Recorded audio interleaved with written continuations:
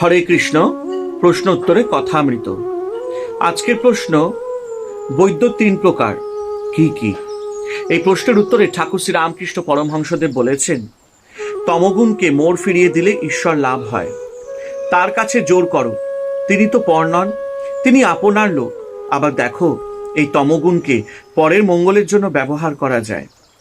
বৈদ্য তিন প্রকার: উত্তম বৈদ্য, মধ্যম বৈদ্য, অধম বৈদ্য। যে বৈদ্য এসে নাড়ি টিপে ঔষধ খেয়েও হে এই কথা বলে চলে যায়, সে অধম বৈদ্য। রোগী খেলে কিনা এই খবর সে লয় না। যে বৈদ্য রোগীকে ঔষধ খেতে অনেক করে বুঝায়, যে মিষ্ট কথাতে বলে, ও হে, ঔষধ না খেলে কেমন করে ভালো হবে, লক্ষ্মীটি খাও, আমি নিজে ঔষধ মেরে দিচ্ছি, খাও, সে মধ্যম বৈদ্য। আর যে বৈদ্য রোগী কোনো মতে খেলে না দেখে বুকে হাঁটু দিয়ে জোর করে ঔষধ খাইয়ে দেয়, সে উত্তম বৈদ্য। এই বৈদ্যের তমগুণ, এই গুণে রোগীর মঙ্গল হয়, অপকার হয় না। বৈদ্যের মতো আচার্য তিন প্রকার: ধর্মোপদেশ দিয়ে শিষ্যদের আর কোনো খবর লয় না, সে আচার্য অধম।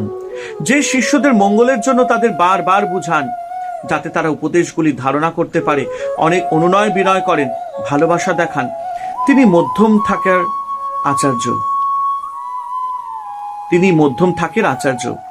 আর যখন শিষ্যরা কোনো মতে শুনছে না দেখে কোনো আচার্য জোর পর্যন্ত করেন, তারে বলি উত্তম আচার্য।